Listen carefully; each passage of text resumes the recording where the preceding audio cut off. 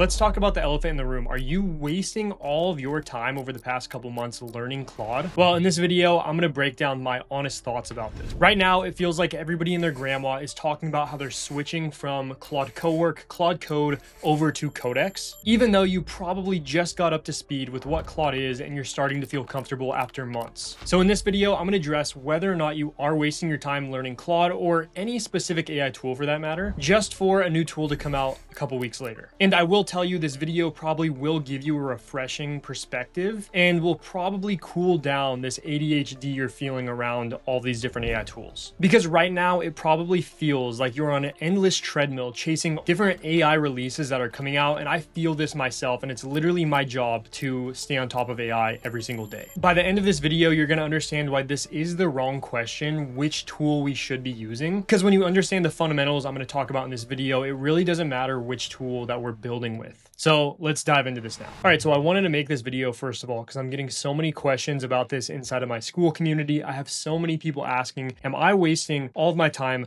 learning Claude? And the answer is no. So the main point we want to focus on in this video is that we want to stay platform agnostic. And if you don't know what exactly platform agnostic means, let me break it down very simply. This means that when you build something in a specific system like Claude and something new like Codex comes out, you are able to switch between the two because what you've been building is just a foundation that you could build upon with different AI tools. It essentially means that you're not stuck into one specific AI, even when a new one comes out. So we're going to talk about the mental model for us to understand, so that way you could ease this tool anxiety that you're probably feeling if you're watching this video. So what we need to understand is we have a couple of different AI layers, and if you follow my blue little rectangle here, you could see the different layers that we have right now inside of the AI landscape. We have Claude Code, we have Claude Cowork, which a lot of my audience is familiar with. We have Codex, which everybody seems to be talking about because of the new ChatGPT 5.5 model that is apparently the best model out there. We have stuff like Open Code, we have Gemini CLI, and not even to mention we have stuff like OpenClaw, we have Hermes Agent. Man, there are AI tools coming out every single day, and it's really making us feel like, man, I'm wasting my time learning something that's going to be obsolete in the future, and no, that is not the case. So moving on to why these systems that we are building actually can be interchangeable. And that is because they work fundamentally the same. Claude Code, for example, and Claude Cowork and Codex, all of these different AI tools and platforms work inside of folders on our computer. That is fundamentally how they work. And they all have these same context files. So if we're working inside of a specific workspace folder on our computer, we can always at any time access those ClaudeMD files or AgentMD files that we could transfer over when we want to try a new tool. As well as if we have specific MCPs connected, which are the different tools that we are working inside of, like Gmail or Slack, Stripe, all these different tools, we could also work inside of those in all of these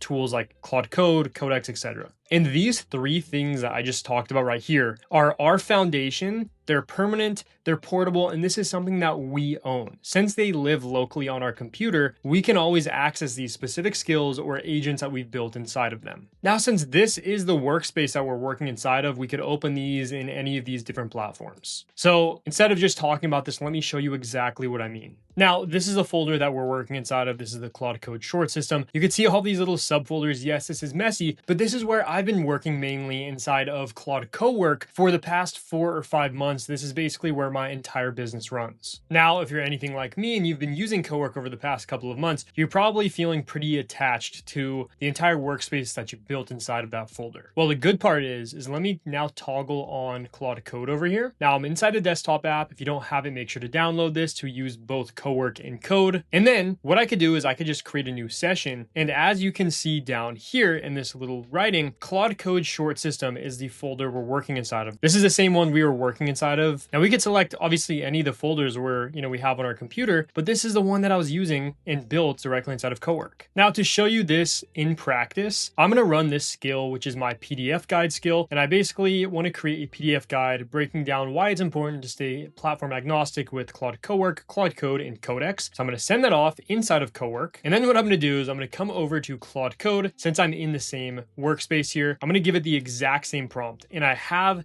that PDF skill in inside of that folder, so it's able to run it inside of Claude Code too. And I'm going to send that off. I'm going to let them both do their things, and then we're going to come back to probably the exact same or very similar PDF guide that it's created inside of both of these different platforms. And while we're at it, let's do the exact same thing inside of Codex, which is ChatGPT's desktop app that they created to kind of be a competitor to Claude Code. Again, we are inside of the same folder right here called Claude Code Short System. Make sure to just select the same folder that you're working inside of. I'm going to type in PDF guide, staying platform agnostic with Claude Cowork, Code, and Codex. Same exact prompt, but now we are using the ChatGPT 5.5 model, which some people are saying is better than the Claude Opus model. So I'm going to send that off. Let's let all three of these generate this, and we'll come back and compare and contrast. Now that all of these have been generated, let's start with Codex and take a look at this PDF guide. Mind you, this skill was created inside of Claude Cowork, and I'm now using this in both Claude Cowork, Claude Code, and Codex, even though that's not where, I built this skill. So if I open this up, we have this PDF guide, which is in this exact style that I crafted, again, inside of Cowork. And this looks really good. We have these like diagrams breaking down why this matters, these little snippets here of kind of just like talking points. I mean, this looks exactly like the ones that I generate inside of Claude Cowork and Code. This is super cool. Now let's take a look at the other ones. Now back inside of Claude Code, it looks like I could click on this file here. Same thing. This looks basically identical, obviously looks slightly different. Like there's a different graphic here than there was inside of the, Codex one, even though it looks very similar. Looks like it also generated this little cool graphic. I mean, this is super solid. Again, this looks exactly the same with a couple minor details, of course, because it's not always going to generate the exact same output, but it's the exact same skill. It's pretty obvious. And here we go. Here's the Claude Cowork output. Again, very similar, same exact style. Of course, the visuals look slightly different. I think this one honestly might look the best. This one's cool, but yeah, as you can see, this is working with these exact same skills because it's working inside of the same workspace. Of course, we do need to talk about the fact that these different platforms, for example, this one's Codex, they do look slightly different. They might have a slightly different feel, but they do function fundamentally the same. So if I look over here, you could see automations inside of Codex. And then if we come over to Claude Cowork, we have basically something very similar, which is scheduled tasks. And then inside of Codex, we have something called plugins, which basically are just connectors if you've ever used Claude before. This is where we can connect our different applications. So, you could configure Gmail, DocuSign, ClickUp, basically all these different apps we use on a day-to-day basis. And it's the exact same thing inside of Claude, but it's just called connectors instead of plugins. And if there's ever a specific connector you want to connect to inside of either of these platforms, you could always use something like the Zapier MCP, which then allows you to connect to 9,000 plus different apps that it integrates with. So to show you what I mean, I have this specific MCP server configured with these different applications. For example, I have school in here, Google Drive, SynthFlow, a couple of different tools. All I have to do is click on connect, click add to Claude, click connect, and then we could actually use those different applications inside of Claude. And then that would function the exact same way when we're back inside of Codex, for example. Now, if you were able to stick with me through this entire video, you now understand that we have one foundation and we could add any AI layer on top of that. Our foundation is just our folders, our skills, our context, our MCP